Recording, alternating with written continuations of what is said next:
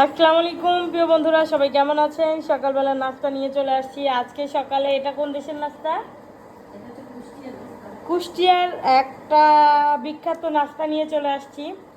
সেটা হচ্ছে আপনার এইখানে হচ্ছে ভাতের চাল, ডাল আর সামান্য লবণ দিয়ে রান্না করে একটা রান্না, মানে খিচুড়ির মতোই সাদা, কোনো পেঁয়াজ কাঁচামরিচ দেয় না, ভাতের মতোই, যাক শুধু লবণ আর ডাল, মুসুর ডাল। আর সেই সাথে আপনি যা খেতে পারেন, মরিচ ভর্তা, শুটকি ভর্তা, আলু ভর্তা, বেগুন ভাজা,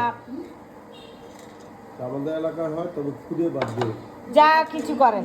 তো আমার বাসায় আজকে মরিচ ভর্তা, এইখানে শুটকি ভর্তা, আর এখানে মাংস আছে, এটা দিয়েই হবে।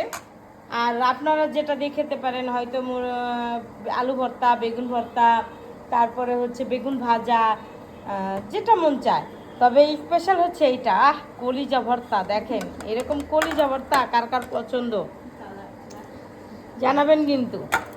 আর চাপা শুটকি হাতে ভর্তাটা আমার কাছে খুবই ভালো লাগে। আজকে আমি খাবো, আমি খাই কি নরসিংদীতে খুদের চাল দিয়ে বা ভাতের চাল দিয়ে খাই নাই। তো যাই হোক, সকালে নাস্তাটা কেমন হলো আপনারা কিন্তু অবশ্যই কমেন্ট করে জানাবেন।